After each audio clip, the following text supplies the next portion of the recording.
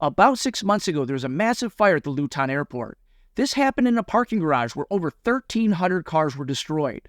A lot of people attribute this to an electric vehicle, and that's not really the case. Vehicle fires typically aren't a big deal. They're really a step up from a dumpster fire.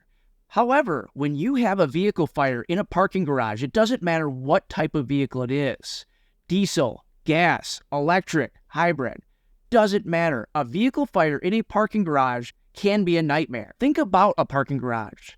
Lots and lots of vehicles, low ceilings, vehicles tightly packed together. It's a recipe for disaster. Anytime you have a vehicle fire inside a parking garage, it's going to be very difficult for the firefighters not only to access those vehicles, but to extinguish those vehicles efficiently. We can't just drive our apparatus right up to the vehicle, pull our hose lines out, charge them, and fight the fire. We can't get access that way. We have to rely on things inside the parking garage to help us out, like standpipes. We have to carry our hose upstairs in high-rise packs to get our lines to the vehicle. It's not an easy situation. It's not a quick situation to deal with. The fire at the Luton car park, that's its own animal. That really has to do with building construction. The way this building was built made the fire more intense, and it made it spread faster. This fire involved a diesel Range Rover, and it happened on October 10th, 2023. There's a lot of theories out there that this is electric, and a lot of that goes back to the way the fire presented. You can see in this video, you almost have what looks to be a jet flame coming out of the bottom of this vehicle. That really goes back to the way this building was constructed. This parking garage is an open structure. It's multiple stories. And what you're actually seeing is a wind-driven fire. When looking at the historical weather data for that day, the wind was gusting right around 10 to 13 miles an hour.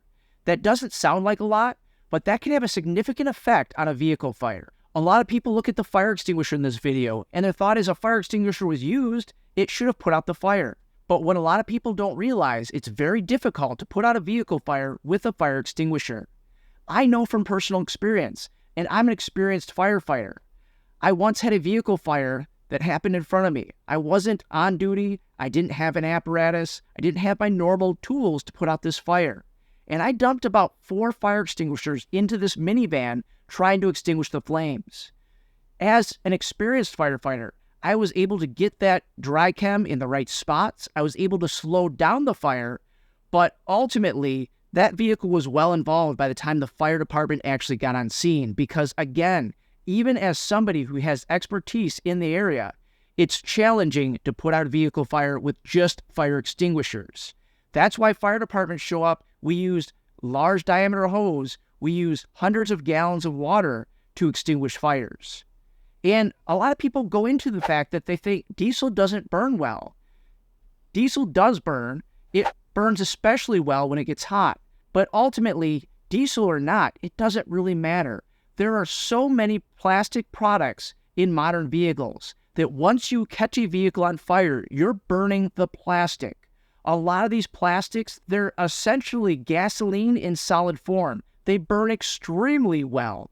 So it goes back to when a vehicle catches on fire for whatever reason, they're extremely difficult to put out unless you're able to put a bunch of water on that in a short amount of time. But I'll go back to diesel. One of the things we use when we have an open house and we're trying to teach people how to use fire extinguishers, we pour diesel in a barrel.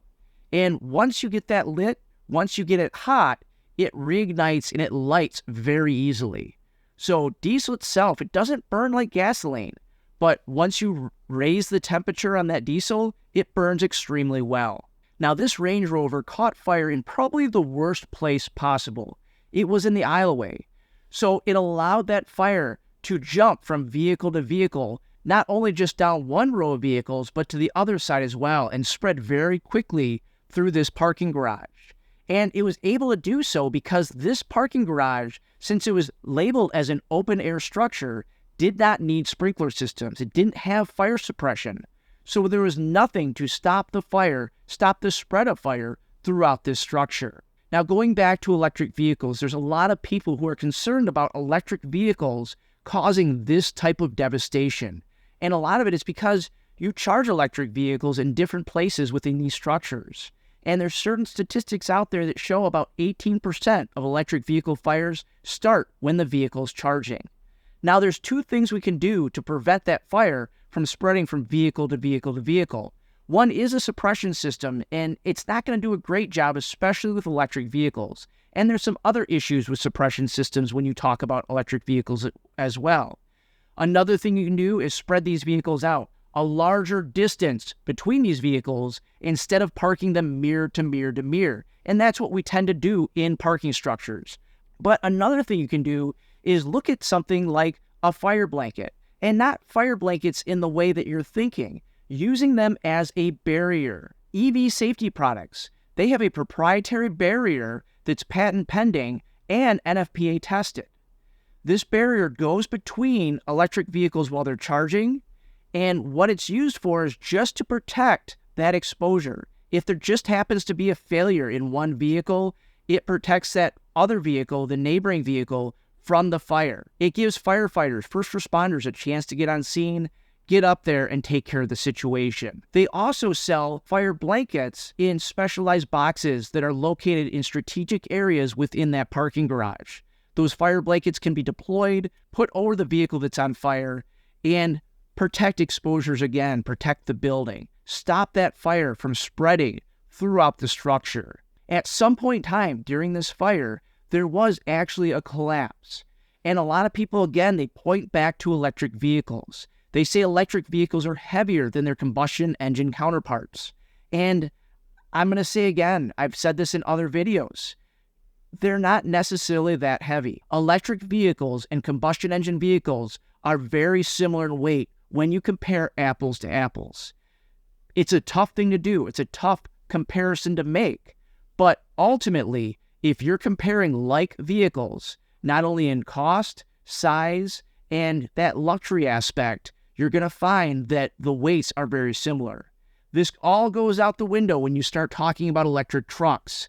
The Ford Lightning, the Cybertruck, the Rivian R1T, the electric Hummer, they're all significantly thousands of pounds heavier than their combustion engine counterparts. But when you're talking about a sedan, the weight is very similar. Since the time of that fire, they've done a lot of demolition. They've tore out a lot of that structure. They've removed over 800 tons of steel. The new parking structure, that building will be suppressed.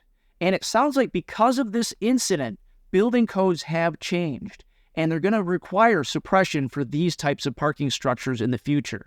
The new parking structure is expected to be completed in 2025. If you want to learn more about vehicle weight, a comparison between ICE vehicles, internal combustion engine vehicles, and electric vehicles, click this link right here.